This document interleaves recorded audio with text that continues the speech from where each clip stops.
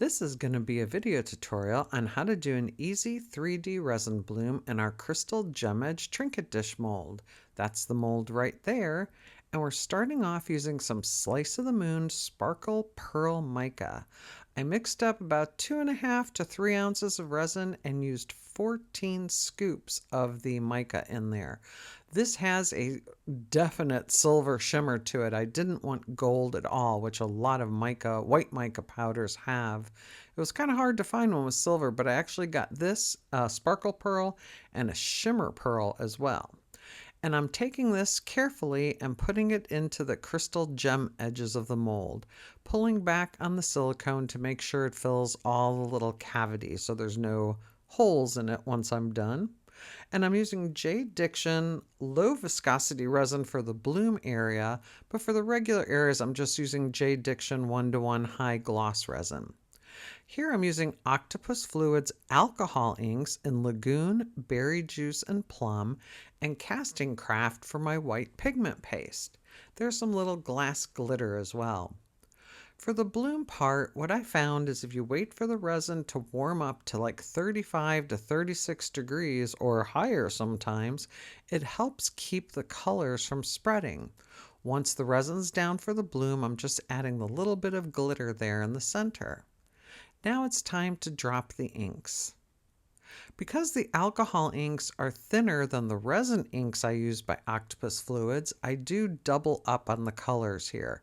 As you can see, they're dissipating a little quicker than the resin inks do. Octopus Fluids resin inks are 5 times stronger than their alcohol inks are.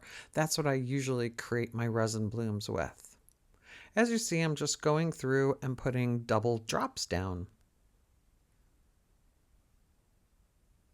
And I mixed up 0.68 ounces of the resin for the casting craft with 2 drops.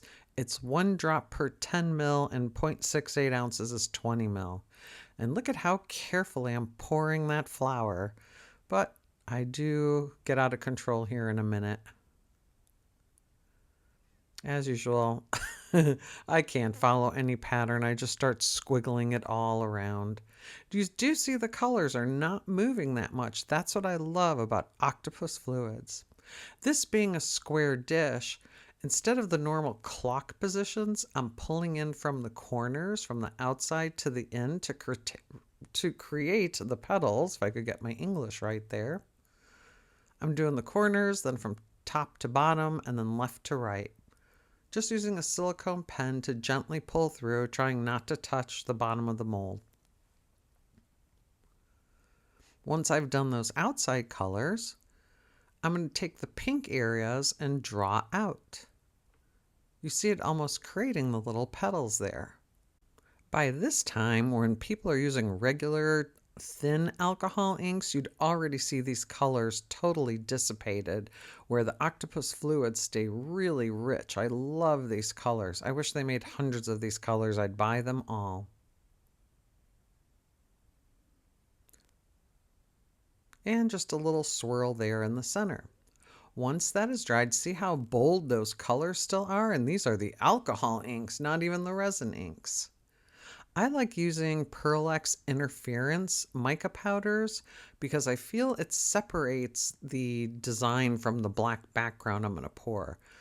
As you see, I'm putting it on the back of the flower, but I do go on the edges under the white mica powder just in case the black tended to make it look darker.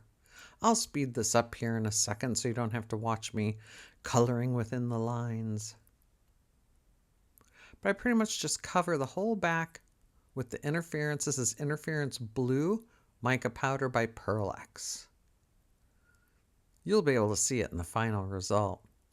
Once that's done, I mix up 2.29 ounces of regular JDiction resin with 4 drops of black pigment paste. Don't need a lot of paste to color the resin. And that's just to finish off the piece. Now it's time to demold.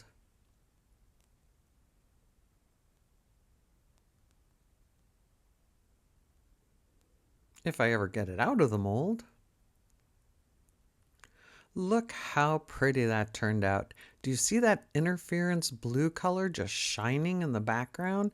It just makes it look more finished than just putting a black background on that. I think it looks absolutely stunning. Let us know what you think in the comments below.